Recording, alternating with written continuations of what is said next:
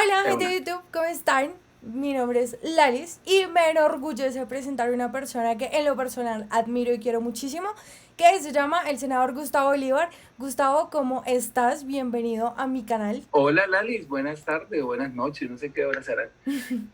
Muy contento de estar aquí. Hace rato teníamos aplazada esta cita y poderle contar a tus oyentes, a tus internautas, pues, muchas cosas de Gustavo Bolívar. Quiero empezar por una cosa y es que hace unos meses escuché en una cadena radial que por cierto no escucho, pero ese día lo escuché de pura casualidad, a una periodista que se apellida Queen, que no voy a decir su nombre, hablando sobre ti y una investigación que presuntamente le habían pasado sobre lo que tú ganabas y que tenías, mejor dicho, ríos y ríos de dinero, lo cual me pareció muy chistoso porque Gustavo Bolívar, como se conoce ahorita, pues es una persona, es un político, pero además una persona sumamente exitosa. Pero antes de eso hay una historia y antes de ser la persona exitosa, ¿quién era Gustavo Bolívar y qué hacía Gustavo Bolívar? Lo de Queen es parte de todo este establecimiento mafioso que existe en Colombia, en el que a los opositores nos persiguen por lo que sea, porque somos pobres o porque somos ricos, porque somos feos o porque somos bonitos, porque somos de izquierda, por lo que sea, los persiguen. Entonces, pues resulta que yo he trabajado toda la vida en televisión, digamos mis últimos 23, 22 años, y esta señora, por una denuncia que llegó allá a la Corte Suprema de Justicia y que cayó precisa en manos de la magistrada Lombana. La señora, la denuncia era sobre un plagio a la serie El Bronx. Decía el que denuncia que esa historia era muy parecida a una que le ha parecido a él y tal y cual. Entonces yo, bueno, tranquilo, yo tengo registrado eso en derechos de autor, entonces yo pensé que iba a ser una denuncia más, pero la señora se toma toda la atribución y no vaya a Fox a averiguar por el Bronx, sino recoge toda mi vida financiera desde el 98, todo lo que me han pagado, y al otro día va y se lo pasa, yo puedo decirlo aquí de frente, nadie más tenía esa información, va y se lo pasa a Darcy Quinn, y Darcy Quinn me pega una boleteada en los medios tremenda de cuánta plata me he ganado, qué tengo, bueno, etcétera. Y eso es parte de ese complot. Pero entonces parecen comunistas, porque ayer también me decía en otro chat un miembro del Centro Democrático, me decía, es que usted tiene una isla, y empezó a decirme que yo tenía una isla en Estados Unidos, imagínense. Y a quejarse de que yo tenía mucho dinero. Le dije, pero ustedes parecen comunistas, ¿no es que son los dueños del emprendimiento, del capitalismo, de que quieren que todo el mundo prospere, y apenas alguien prospera, pues se ponen bravos y se ponen en esa tónica? Y yo lo único que les digo es, miren, ¿por qué no persiguen a las personas que se han enriquecido robando a Colombia, robando al Estado, robando al erario, narcotraficando, comprando jueces, etcétera? Porque a mí, que es un tipo de televisión que mis cuentas son más claras que el agua, y son Fox, Telemundo, RTI, RCN y Caracol, punto. Esas 5 empresas me han pagado Además, tú sí pagas impuestos. y yo pago los impuestos. Eso le dije al tipo, bueno, entonces está bravo porque yo gano mucho, pero pago impuestos, y por qué no se pone bravo con sus jefes que ganan mucho más, porque yo no soy el más rico, y no pagan nada, todos pagan cero, Iván Duque cero, la vicepresidenta cero, Uribe cero, o sea, bueno, entonces ahora sí vamos atrás. De una. Ya me pasó la rabia. Es que me da mucha rabia. Bueno, entonces Gustavo Bolívar es un muchacho, estoy aquí en mi tierra, en Girardot, que nace en un barrio de clase baja, media baja, será un barrio popular, el barrio Kennedy. Mi papá muere muy temprano, cuando yo tenía 10 años, y mi mamá tiene que traernos para Bogotá a vivir a un barrio también popular. Yo no me acuerdo si era Suba o el Quiroga, uno de esos dos, creo que el Quiroga. Y allá empezamos a rebuscarnos la vida. Mi mamá tenía 6 hijos, todos tuvimos que salir a trabajar muy, muy jóvenes. Yo, incluso niño de 12, 13 años, tuve que salir a vender cosas en el estadio. Vendía cachuchas, banderas, cojines, no me acuerdo, un poco de cosas de esas. Incluso yo paso hoy por el estadio cuando voy a ver a Millonarios y todavía veo amigos míos de la infancia todavía vendiendo ahí esas mismas cosas. Yo digo, mierda, tuve mucha suerte. Entonces, y los saludo, y etcétera. Digamos que tuve una infancia muy bonita en Girardot. Me acuerdo que eran tiempos muy sanos, donde uno salía a la calle, jugaba fútbol en la calle, llegaba uno sin uñas a la casa, jugábamos canicas, trompo, todos los juegos de temporada yo, pero era muy callejero, digamos, dentro de la cuadra. Pero toda esa fantasía terminó cuando murió mi papá y nos tuvimos que ir a Bogotá. Y mi mamá afortunadamente nos trajo para acá porque la mayoría de amigos míos del barrio, cuando ya crecieron, terminaron metidos en problemas, otros nunca pudieron salir de la pobreza, etcétera. Mi mamá sabiamente nos trajo a Bogotá Y aquí empezamos a estudiar, yo empecé a estudiar el bachillerato en el barrio Restrepo y a vender los domingos para mantenerme. Esa fue más o menos. Y después, Gus, o sea, ¿cómo logras entrar en el tema de la universidad y todo eso, prepararte?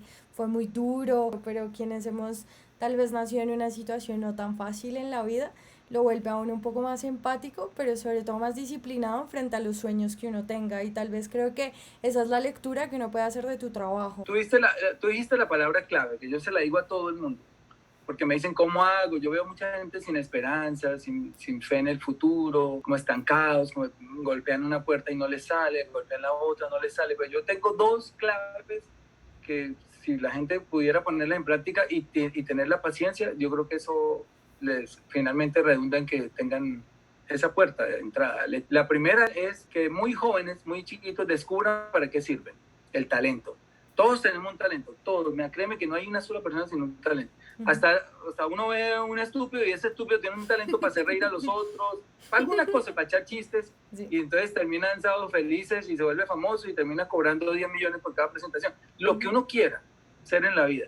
Hay gente que le gusta cantar, hay gente que le gusta montar cicla, ser ciclista, futbolista, hay mujeres que les gusta el baile, cantar, lo que sea. Sí.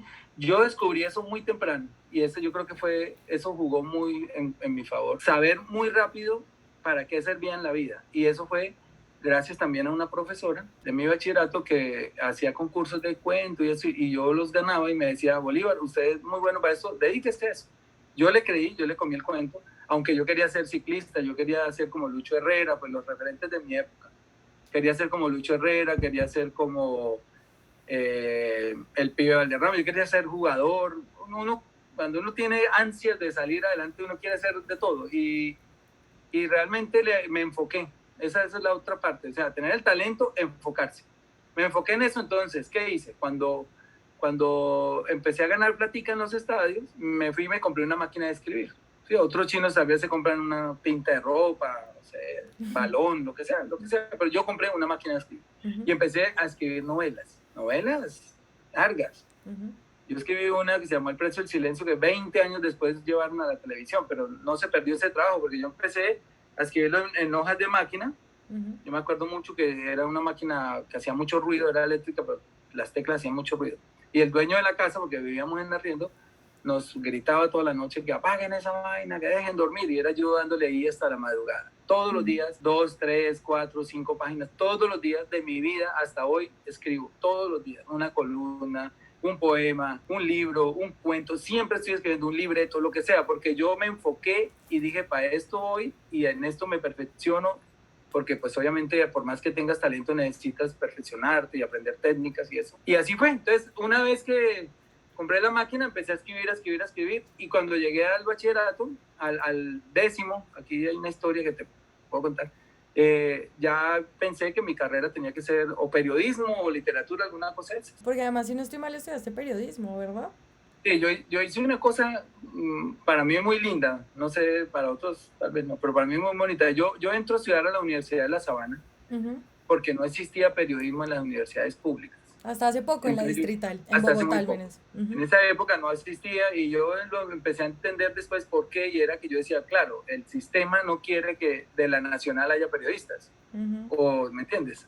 En ese momento me parecía que era como premeditado. Entonces entro a la Universidad de La Sabana, que en ese momento se podía pagar la mínima matrícula porque uno no declaraba renta o por la declaración de renta, y como mi mamá no declaraba, entonces pagábamos muy poquito. Y ahí empecé a entrar, estudié varios semestres y yo tuve que retirarme. Yo me tuve que retirar, no me alcanzaba ya la plata, ya la universidad se volvió un poquito más cara, más costosa, ya no tuve cómo pagarla y yo seguí empírico estudiando y escribiendo mis libros. Cuando doy toda esa vuelta, que ya escribí libros, que ya hice libretos, que ya gané plata y todo, yo vuelvo a la universidad a terminar mi carrera, ya viejo. O sea, eso fue una cosa muy bonita, porque dije yo, bueno, no es que no la necesite, pero digamos mi mamá y los viejos son muy apegados a eso de que el hijo tenga el título. Sí. Entonces mi mamá va a recibir el título a los 84 años. Y yo obviamente, pues, claro, cuando voy a terminar la carrera me ponen varios profesores, tutores y toda esta cosa, y ellos también me dicen, pero yo qué le voy a enseñar a usted, o sea, me dicen, si usted ha ganado premios, ha tenido muchos libros, ha tenido mucho éxito, ya, pues, entonces me resulté fue charlando con los profesores, me dejaban trabajos difíciles, los escribía, ensayos y todo, y así fue, pero es una cosa muy bonita que me llena de orgullo uno poder, ya después de hacer toda la vuelta y de acomodarse económicamente, volver a la universidad y ahí sí poder pagar. ¿Cómo hacerle entender a la gente que Gustavo Bolívar no apoya el narcotráfico y que las historias que escribes tienen algún tipo de trasfondo? ¿Y qué trasfondo tienen esas novelas? Primero, tú al artista no tienes que decirle que tiene que escribir. Cada cual es libre de escribir lo que le dé la gana. Entonces, digamos, cuando yo entro a la televisión, mi oportunidad de ser libretista la había podido desperdiciar escribiendo novelas de La Cenicienta, por ejemplo. También hubiera sido válido. Entonces yo hubiera podido ser Delia Fiallo, una de estas señoras que escriben las historias de la empleada de servicio que se convierte después en la esposa del rico. La mamá, en la verdadera hija del dueño de la finca y al final era la dueña de la fortuna y se casó con el hermano, etc. Yo había podido hacer eso, pero yo no quería hacer eso. Yo venía de una extracción popular y yo tenía lo popular muy presente, muy vivo porque lo viví. Entonces yo quería explotar eso y por eso mi primer programa mi primer serie larga es Pandilla, Guerra y Paz, que conozco lo popular, conozco la jerga y yo digo, bueno, quiero en vez de escribir La Cenicienta, yo quiero dejar aquí un mensaje, un legado para que la gente mire realmente qué es lo que pasa en ciertos temas. Entonces ahí abordé, por ejemplo, el tema de las pandillas juveniles de Ciudad Bolívar. Y me meto en ese universo. Incluso la programadora me permitió tener pandilleros de la vida real. Ahí hubo varios. Pecueca, Champú, Rasputín, todos esos eran realmente de allá, vivían allá. Y con ellos voy armando toda esta fantasía, una cosa muy rica de escribir, porque incluso yo a ellos les ponía tareas, yo les decía, bueno, mañana necesito que vengan con 10 palabras nuevas. Entonces llegaban, bueno, listo, por la G. Burrupleta, Gorsovia, Gonococo, todos les ponía por las letras. Garbimba, mire cuántas han salido de la guía, ahí nomás 4. Y entonces yo me alimentaba mucho de eso y yo le decía a los profesores cuando me ponían el grito en el cielo, le decía, bueno, profesor, ¿ahí qué es para usted Garbimba? Ah, no sé, pero es una grosería, pero ¿qué grosería es? Dígame, ¿qué quiere decir Garbimba? No, que no sé qué, o ¿qué es pirobo? ¿O qué es tal cosa? Entonces, claro, uno los desarmaba porque lo que le estoy diciendo, yo estoy rescatando una jerga, el lenguaje delicioso y rico que tienen esas personas allá, para que el que quiera tomarlo lo tome o por lo menos por cultura general lo aprenda. Sí. Y entonces decía, no, es que ahora los niños aquí dicen pirobo y es su culpa. Le digo, ¿pero qué quiere decir pirobo? Dígame, digamos, ¿qué quiere decir pirobo si en la casa el niño escucha decir hijo de puta al papá 10 veces al día? O sea, no vengan a decir ahora que es que estoy enseñando. Simplemente rescaté un lenguaje que estaba allá en las comunas y lo puse en televisión para que se viera muy real. Y por eso Pandilla de Guerra y Paz tuvo tanto éxito, porque era real. Es que ustedes han visto de Pandillas para acá las veces que han intentado poner malos o sicarios y todas esas cosas, se ven muy ficticios, salvo las excepciones, porque no son realmente, no llevan esa esencia, mientras que en Pandilla todos estos tipos, el caminado, el hablado, la mirada, las palabras, que a veces ellos inventaban, eso era una cosa muy deliciosa. Pero si quiero saber si ahorita, digamos, vinculando todo tu trabajo, ¿lo sigues haciendo? O sea, ¿sigues escribiendo todavía novelas? ¿Tienes proyectos fuera de lo político? Porque de lo político vamos a hablar ahorita. Bueno, mira, tuve que parar de escribir libretos, porque el libreto sí ya es un oficio remunerado. Y ahí entro en conflicto de interés y puedo perder la curul por una pérdida de investidura. Pero puedo escribir mis historias porque digamos que la ley defiende que el congresista tenga un oficio, un arte, o algo. Digamos, un congresista puede ser pintor y hacer sus cuadros. Pues yo he hecho mi libro. Yo acabo de terminar un libro estos días que se llama Pacto de Ballenas. Lo escribí durante la pandemia. Durante todos estos 4 o 5 meses que hemos estado encerrados, yo he estado escribiendo ese libro y voy a ver si lo publico. Yo creo que en mes y medio, lo que se demora en imprimiendo, porque ya está en corrección y bueno, tengo un libro ya ahí, estoy muy contento porque mi último libro fue en 2013, por ahí, que se llamó Al amanecer entenderás la vida, que fue novela también. Y entonces hasta ahora vuelvo a sacar una novela y me volví a conectar otra vez con la escritura. Pero nada tiene que ver con Fajardo, el tema de las ballenas. La gente cree que tiene que ver con Fajardo porque además la historia sí sucede en Nuquí y sí sucede con ballenas. pero no tiene nada que ver con A Fajardo. ver, bueno, porque de Fajardo tenemos una opinión bastante No, hay compleja. cosas más interesantes de qué escribir realmente. Entonces, yo creo que Literal. uno puede escribir una novela de Fajardo y no le sale ni buena ni mala. Ni pega ni no, es horroroso. Ni Pero pega, ni se imprime, ni no se imprime, no se cae, por ahí cae en la mitad. Ni la termino de escribir, yo creo. literalmente. Gus, ahora sí, metámonos en el tema de la política, porque a mí, mira, tengo un recuerdo tuyo bastante curioso, para que lo sepas. La vez que perdimos en la campaña de la segunda vuelta, cuando ya sabíamos que Duque subía, te vi, estabas al lado mío y me dijiste una cosa que me pareció y que hasta el día de hoy lo sigo recordando además con mucho cariño. Con la cara de dolor de los dos, yo sumida en un mar de lágrimas, lo tengo que aceptar. Y tú manteniendo un poco la compostura me dijiste, Lalis, estoy triste porque la gente no sabe lo que representa un nuevo gobierno de Uribe. Y eso me pone muy triste. Gus, de lo que pasaba en ese momento hasta ahorita, ¿tú en ese momento sabías que posiblemente nos habían robado presuntamente las elecciones? O porque es que lo de Petro era impresionante, se llenaron todas las plazas. O sea, Duque no llenaba ni un parqueadero, y eso hay que decir. Entonces, en ese Sí. momento, ¿pensabas que tal vez había corrupción de repente? A lo que está pasando ahorita, ¿qué piensas? Digamos, uno de los libros que he escrito es sobre el fraude electoral. Uh-huh. Se llama Así se roban las elecciones en Colombia. Cuando yo hice ese libro, me di cuenta que el sistema es corrupto y que siempre, hasta que no lo cambiemos, van a robar elecciones. Uh-huh. Eso es una verdad de a puño. O sea, en ese momento yo le dije a Gustavo, cuando él fue a salir a reconocer el triunfo, le dije si podíamos esperar un poquito más los resultados, digamos, de las actas, incluso cuando ya en la noche, 9, 10 de la noche, empieza toda la gente a subir actas ficticias, actas adulteradas, tachoneadas, con los números cambiados. Pues yo sabía que eso era así. Lo que no sabía era que todavía la mafia, el narcotráfico, estuviera metida en las campañas, porque eso yo dije, con lo del proceso 8000 ya todos estos tipos se cuidan mucho, uh-huh, y yo creo que no vuelven a dejar meter manos a los narcotraficantes porque la gente se va a dar cuenta. Pero sí, con lo del ñeñe política nos dimos cuenta que todavía los narcotraficantes meten mano a las campañas. Uh-huh. Y la de Petro fue robada, ningún presunto, a Petro le robaron las elecciones.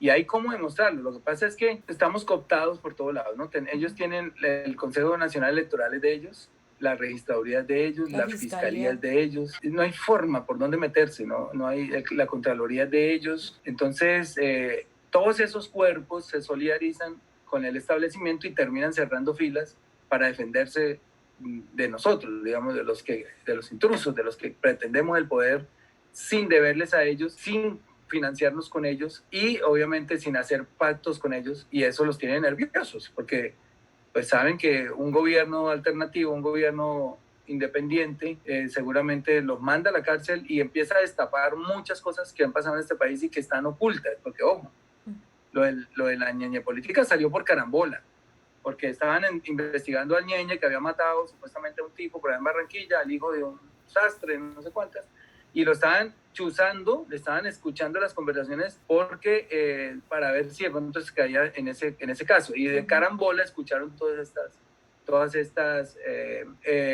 conversaciones sobre el fraude electoral. El fiscal Néstor Humberto las conoce, incluso aparece un día, el país va a quedar aterrado con lo que voy a sacar y no sé qué, y lo llaman, seguramente le pisan la cola o le cobran o lo que sea, y el hombre se calla 2 años. Uh-huh. Si no es por estos periodistas y por Miguel Ángel del Río, pues eso se queda en la impunidad. ¿Y cuántas cosas más hay en la impunidad? Uh-huh. Por favor, que esos fiscales le tapan al presidente de turno. Pues miles, porque no sé qué pasó, qué le pasó, cómo le fueron las luces a los constituyentes del 91, pero pusieron que al fiscal lo elige una terna presentada por el presidente. Uh-huh. O sea, yo, presidente corrupto, presento 3 fiscales amigos para que me tapen todo.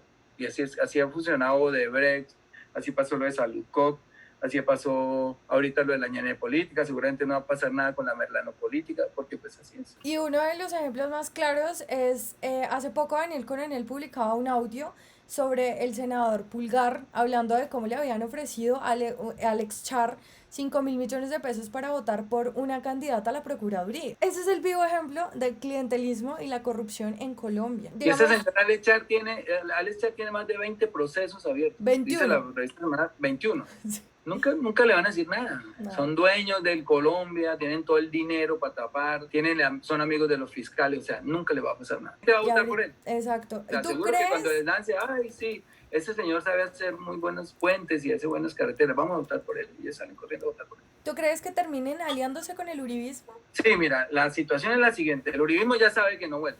El uribismo está muy caído. Duque salió un petardo completo. Está conduciendo mal el país. El país tiene los peores números en la pandemia, a pesar de que ha salido 120 veces en televisión de una hora. Hoy Colombia es el país donde más gente está muriendo. Ya estamos del lugar número 14 entre los países más contagiados del mundo. Ya superamos a Italia, a Francia, a Alemania, que eran, digamos, los epicentros de la pandemia en Europa. Y somos el cuarto o quinto país donde más contagiados hay al día. Y en donde más muere gente, sí somos el número 1. Entonces, no era tan cierto que era el presidente brillante manejando la pandemia. No, ya eso se cae de su peso, las cifras lo dicen. Somos uno de los peores países que ha manejado esto. Y todo porque en Colombia los presidentes no son los que mandan. Aquí los que mandan son los dueños del billete, los banqueros. Y el banquero le dio la orden de abrir el país. Y él se apresuró para cumplirle la orden a su jefe, abrió el país y miren lo que está pasando. Estamos pasando un momento terrible. En Bogotá, 4 de cada 10 pruebas salen positivas. Es decir, hoy el 40% de Bogotá, 40% es harto, son de 8 millones de personas, o sea, más de 3 millones de personas. No sabemos porque no hay suficientes pruebas. La gente pide las pruebas, hasta se cura del COVID sin saber que lo tuvo. Es verdad. Porque esperan 15 días, 20 días, pues ya le ha pasado. Entonces es una tragedia terrible y mientras tanto ha impregnado, ya ha contagiado a toda su familia y a su vez estos a otros. Bueno, y en el campo del orden público, pues ni se diga. En el campo agrícola, pues nada, terrible. Es un país con 15 millones de hectáreas productivas y estamos importando 14 millones de toneladas de alimentos. Importamos hasta pescado, teniendo 2 océanos. Bueno, parece que Colombia es uno de los 21 países del mundo que tiene 2 océanos, nadie más, somos un privilegio. Y sin embargo, importamos pescado. Es un país en la ruina. Y como va a quedar después de la pandemia, pues peor. Entonces, el uribismo ya no tiene chance de volver, la gente lo sabe. Y entonces ellos van a tratar de buscar una alianza con un candidato que no sea el uribismo, pero que les garantice 2 cosas: la impunidad que necesitan y los privilegios que tienen. Y esos candidatos son o Fico Gutiérrez o Alex Char, y si la ven muy gruesa puede ser el mismo Fajardo, no sé, sí, digamos, claro. Yo lo veo por ahí. Y van a querer aparecer como candidatos jóvenes, muchachos muy buenos gobernantes en Medellín y en Barranquilla, y que hay que votar por ellos porque son la renovación, etcétera, pero es lo mismo. Sí. Y usted se va a dar cuenta que es lo mismo cuando le pregunte de dónde saca plata para la campaña. Claro. Mientras los bancos financian las campañas, aquí no va a haber un presidente independiente. Te voy a hacer una pregunta que me parece, no sé, pues no sé si sea imprudente, pero Gustavo Bolívar, ¿cuántas veces ha visto Arturo Char en el recinto en una plenaria del Senado? Lo juro, 2 veces. ¿De verdad? Yo nunca he fallado, yo no tengo una sola falla. Digamos, fui 2 veces, en el primer semestre una a México y en el segundo una a La Haya. Que eso fue una semana con permiso obviamente del Congreso, pero fueron 2 permisos. De resto yo nunca he tenido una falla. Yo puedo decir que soy de los que más va. Y yo lo había visto y no 2 veces. 2 veces lo hizo, sobre todo en las instalaciones del Congreso, que casi van todos, y la clausura. Pero yo en serio al señor casi no lo veo. Puede que haya ido más veces y yo no lo vi. Yo no estoy diciendo que él haya ido 2 veces, pero que yo lo haya ido 2 veces. Y que haya pedido la palabra para opinar en un debate, en la discusión de algún proyecto de ley o un acto legislativo, no le conocía la voz. Por eso yo lo dije que día en una entrevista, pues ahí en el Congreso, dije yo, con todo respeto, señor, cuando postulé a Sandra Ramírez a la segunda vicepresidencia, dije, con todo respeto, señor presidente, pues yo a usted no le conozco la voz, y a Sandra Ramírez sí la veo todo el tiempo. Sí, no le conocía la voz. Qué vergüenza este país. Tú mencionaste ahorita algo muy clave, y es que en el país después de la pandemia se desempolvó lo que para muchos es evidente, para otros no tanto, y es la pobreza, la brecha de desigualdad tan gigante que tiene Colombia. Y frente a ese hay 2 poblaciones que sufren día a día: Chocó y el Cauca.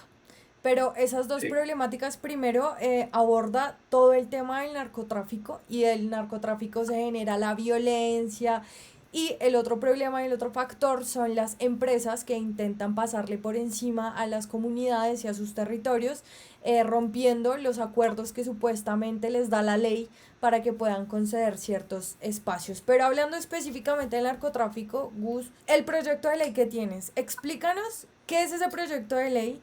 ¿Por qué no es tan grave como la gente lo está pintando? Porque no es acá que nos vayamos a poner a repartir marihuana, porque evidentemente no. Pero ¿cómo es ese tema y cómo ayudaría a las poblaciones como el Cauca? Primero que todo, hay que decir que el narcotráfico es el peor problema que tiene Colombia. Persecución a los campesinos, a los indígenas, que termina en muertes de líderes sociales. Digamos, ha matado candidatos presidenciales, 5, bueno, sí, porque cuando Jorge Eliezer Gaitán no existía, pero sí mató a Bernardo Jaramillo, a Pardo Leal, a Galán, a Pizarro, a Álvaro Gómez, todos esos productos del narcotráfico con su alianza con los militares y con los paramilitares. Pero lo más importante es que él es corrupto, porque un narcotraficante no va a apoyar a un presidente que sabe que va a actuar de buena fe y apegado a la ley, porque el primero que eliminas al narcotraficante, entonces apoya a presidentes corruptos. Entonces, para acabar el narcotráfico se ha ensayado la guerra del narcotráfico. Es una guerra que se inventaron en Estados Unidos en los años 70, porque los Estados Unidos siempre necesitan tener un enemigo, digamos, estratégicamente. No ha rendido sus frutos. O sea, el paradigma de acabar el narcotráfico por medio de la guerra ya fracasó. Y hay varias cifras que nos demuestran ese fracaso. Una de ellas, pues que sencillas, cuando en el 99, cuando empieza el Plan Colombia, que es todo este dinero que destina a Estados Unidos para apoyar la guerra contra el narcotráfico en Colombia, que fueron 9.600 millones de dólares, ese dinero se pierde porque todas las cifras han aumentado. Los narcos producían 700 toneladas de cocaína en el 99 y hoy producen 1.200, otros dicen 1.300, pero casi un poquito menos de la mitad. O sea, hay más cocaína que antes de la guerra, hay más hectáreas sembradas. En esa época había 134.000 hectáreas y has visto que han llegado a 200.000 en estos días, 211, 209.000. Hay más muertos y hay más plata tirada a la basura. Y el narcotráfico sigue campante, los consumidores en el mundo siguen subiendo, nunca se han detenido. Entonces, como esto devuelve un cuento de oferta y demanda, pues la demanda está ahí quieta. Entonces, hoy pueden llegar los marines norteamericanos que vengan 2.000 o 5.000, si los que quieran, y se toman el Cauca y fumigan y acaban con las plantas. Pero como hay una demanda todavía ahí viva, ¿sí? Es el mundo pidiendo coca. Entonces, pues los narcotraficantes sencillamente van y deforestan un pedazo del Amazonas, vuelven y se instalan y arrancan el negocio de nuevo. O sea, es una cosa de nunca acabar, porque no hemos atacado la demanda. Y tampoco va a bajar la demanda. Entonces, ¿qué hay que ensayar ahora? Como ya fracasó la guerra, la evidencia muestra que la guerra ya fracasó, pues ensayemos la regulación. Y es un paso antes de la legalización, quitarle el negocio al narcotraficante, pasar esa venta de esos productos al Estado para que el Estado con impuestos pueda revertirlos en campañas de educación, de prevención, etc. Si no le quitamos el negocio a los narcotraficantes, pues nunca vamos a ganar esa guerra, porque ellos tienen mucho dinero para sobornar fiscales, para matar jueces, para matar periodistas y se interponen, etc. Entonces, el núcleo de esa lucha de la regulación es quitarle el negocio a los narcotraficantes. Segundo, colateralmente se mejoran dos cosas: la salud del consumidor, porque cuando los estados regulan, la calidad de la droga es óptima. O sea, no es como el jíbaro que le mezcla químicos a la marihuana para generarle más adicción al muchacho. No, solamente la planta natural, como Dios la puso aquí. Luego, el invento de que el prohibicionismo no es natural, el prohibicionismo es antinatural. Si la planta está ahí y está en la naturaleza y la gente la toma, pues ahí no hay un pecado. Lo hay es al comprarla al jíbaro, porque ahí sí el vicioso lo que está haciendo es pagándole plata al narcotraficante para que nos mate. Yo le digo a la gente, mire, si le gusta mucho la marihuana, ¿por qué no siembra la matica en su casa? Siembre 4 o 5 matas, que está permitido por la ley. Hoy la ley permite sembrar hasta 19 plantas en la casa. Porque, digamos, mi oposición al narcotráfico es más moral, es quitémosle el dinero a los narcotraficantes para que no se enriquezcan y no nos maten. ¿Sí me entiendes? No es que no fume, cada uno es libre de hacer lo que quiera. Si quiere fumar o comérsela o ponérsela a un pastel, y bueno, hay muchas variedades de productos. Pero no le demos el billete al narco. Por eso es mejor que la gente la siembre en la casa. Y si hay papás de mentalidad abierta, en vez de putear al hijo para que vaya a la olla a comprarla, pues llévelo al huerto y siembrele 3, 4 matas y ahí las tiene para su consumo. Y ahí le estamos dando en la cabeza al narcotráfico. Pero obviamente eso no va a surtir efecto si lo hacen 1 o 2 personas, tendría que ser todas. Y eso no es tan fácil. Entonces, se nos antojó la regulación. Y la regulación, como ya te dije, le quita la plata al narco, le mejora la salud al consumidor y hay otro punto adicional. También baja la delincuencia. También, digamos, los países que han regulado, que son Uruguay, Canadá y Estados Unidos, varios estados de los Estados Unidos, han mostrado una rebaja sustancial en la delincuencia. Eso sí se está viendo. Digamos que son 3 cosas muy importantes. Habría una cuarta, que de todas maneras no deja de ser importante, y es que, como se llamaría marihuana de uso adulto, los expendios del gobierno, ¿cómo se llama? Los dispensarios no le venderían a menores de edad. Entonces, el cuento de los papás que si al legalizarla los hijos van a comprar, no, mentira, no le venden a un menor, nunca. Ninguno de esos países que ha regulado, y menos Colombia, se le vende a un menor, tiene que tener los 18 años. Podría generarse otro mercado negro para menores, pero ahí sí podríamos incrementar penas durísimo para el que le venda a un menor. En los estados regulados al menor no se le puede vender, no se le vende, de hecho. Es como, pues no sé, creo que el problema que busca la gente en contra de esto es un tema más moral que cualquier otra cosa. Se vende trago, el trago es más dañino incluso, el cigarrillo mata, y eso, mi mamá, por ejemplo, no toma trago y tampoco fuma. Y está legalizado y aún así no lo va a hacer. Supongo que la marihuana pasará lo mismo. O sea, el que no fuma, no fuma, y el que fuma, pues fuma. Gus, ¿tú crees que pase o no pase, o se estanca, no se estanca? ¿Qué se puede hacer tal vez de este lado? Está muy maduro el proyecto. Digamos, cuando yo empecé a hablar de esto hace un año, yo veía muy reticentes a los congresistas, porque de todas maneras, pararse en un micrófono, pararse en una pantalla de televisión y decir estoy en favor de legalizar la marihuana, pues esa vaina en un país tan godo, tan conservador, pues digamos que tiene un costo político. Claro. Pero como a mí me vale huevo el costo político, porque yo no vivo esto, no quiero estar acá en esto, pero yo sí lo quiero asumir. Entonces cuando ellos ven que yo asumo ese costo político, empiezan a sumarse. Porque, digamos, pero no, hay unos que no ponen mucho la cara. Digamos, yo lo apoyo, me dicen, pero manténgame bajo perfil. Entonces, yo creo que sí va a pasar en comisión primera. Yo creo que tenemos los 11 congresistas para pasar ese proyecto. Y en plenaria sí está muy, muy parejo. Digamos, plenaria pues tenemos todo el movimiento alternativo, somos 23. Sé que el Partido Liberal se mete, varios de la U ya me han dicho que se meten, varios de Cambio Radical. Tenemos ya incluso Temístocles Ortega y otros. Pero Partido Conservador completo y Centro Democrático completo, obviamente que no. Y los 6 y Mira, y Justa y Libres. Evangélicos, los cristianos. Entonces, ahí ellos son, entre los 3, 4 partidos suman más o menos como unos 40 congresistas. O sea que tendríamos que estar muy atentos. Digamos, yo veo las cargas ahí muy, muy divididas. Entonces, podría ser un sí o un no, pero por lo menos cerca sí estamos.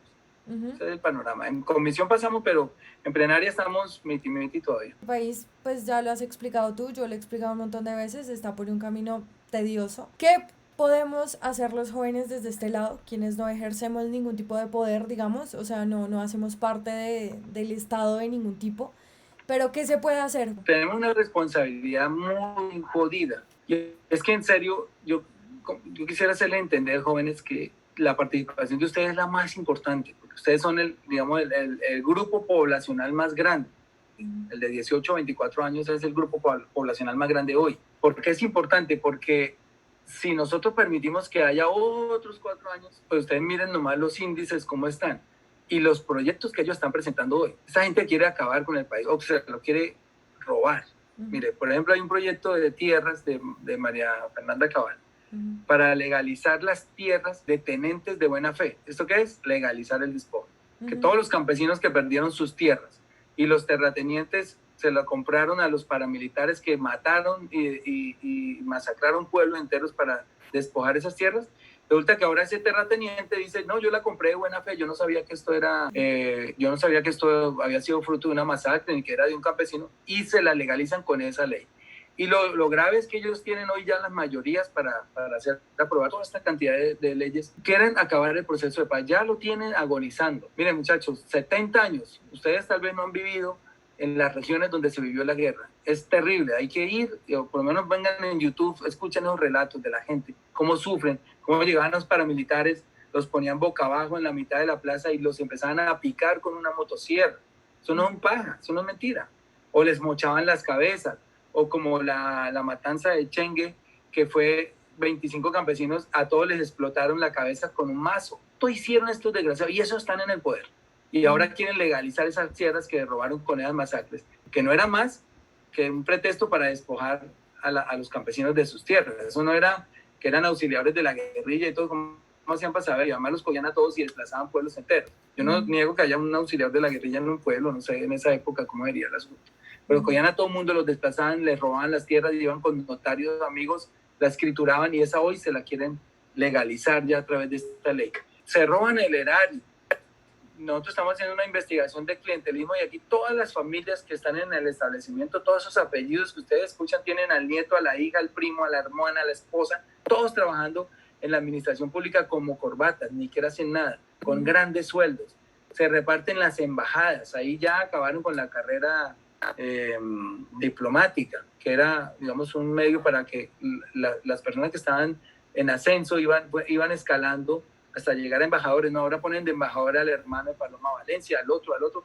Tienen cooptada toda la función consular. Y fuera de eso, pues viven arrodillados a los bancos y a las multinacionales, y vienen a acabar dos paraísos que tenemos en Colombia que ya están en capilla, están a punto de darle licencia. Y uno es Santurbán. Santurbán es el agua de los santanderianos, es el páramo más rico en agua que hay en este momento, pues después del Sumapaz, pero es el que nutre de agua casi todo un departamento. Y quieren, ya listo, tienen la licencia para dársela a una empresa árabe para que explote oro. Esta explotación conlleva la terminación de todo ese páramo, porque el oro se explota con miles de químicos nocivos y se van a ir al subsuelo y van a llegar a los acuíferos, y esos acuíferos llegan a los ríos, etc.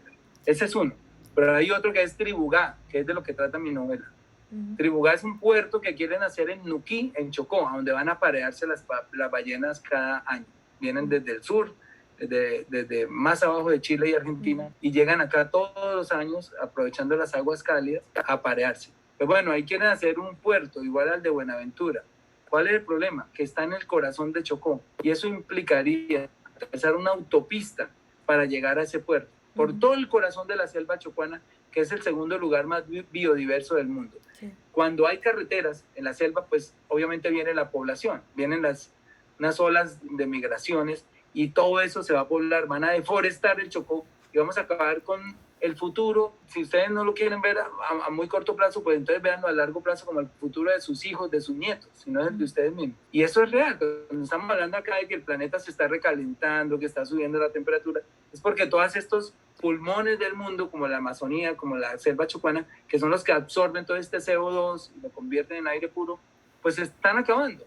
Y eso va a generar un calentamiento global. Entonces, esta gente va por delante con eso, le valen huevo los recursos naturales mientras la economía esté por encima. Y es lo que ha dicho Gustavo Petro, la economía de la vida o de la muerte. Aquí no es de izquierda o derecha. La economía de la vida es preservar ya la Amazonía y todos nuestros recursos naturales. Y la economía de la muerte es explote, haga fracking, llene los ríos de químicos, no importa un culo. Si lo que necesitamos es billete para las transnacionales que nos consignan la comisión en paraísos fiscales. Así, desnudadamente, es lo que sucede en Colombia. Esa gente no puede seguir en el poder. Tenemos que sacrificarnos todos. Yo lo estoy haciendo, creo que la visto todo el mundo. Tenemos que sacrificar un poco, y si no quieren hacer nada, ni moverse, ni ir a una marcha, ni nada, por lo menos van y voten. Un día, un rato, 2 horas, mientras van y votan y vuelven, o 1 hora si se inscriben cerca de la casa. Entonces, eso es el favor que les pedimos. Es un llamado angustioso, porque si el uribismo sigue en el poder, este país no tiene futuro, y se van a quedar ya no 4 años más, sino muchas décadas, porque ellos ya están afinando el fraude electoral para que nadie gane. Y tenemos que defenderlo con testigos electorales. ¿Sí? ¿Tú crees que nosotros somos extremistas? ¿En el lado que estamos somos extremistas? Como nos quieren hacer ver a veces. Nos han vendido así, como extremistas, que vamos a acabar con Colombia, que la vamos a acabar con Venezuela. Como Venezuela ya estamos. Aquí todo es de bolsillo, como lo tendrá Maduro, el fiscal, el sistema electoral, todo es de bolsillo. Como Venezuela ya estamos. Aquí chuzan a la oposición igual, aquí nos persiguen. Lo único que nos diferencia es que aquí teníamos una mejor economía, pero también se está acabando. Entonces, yo quiero ver cómo queda esto después de la pandemia, con todo este desempleo y toda esta cosa. Y ahí hablamos. Pero como Venezuela ya estamos. Y nosotros, digamos, nunca hemos... si me pueden mirar mis tweets de aquí a 2010, que arrancó mi cuenta, 2009, yo nunca estaba en favor de eso.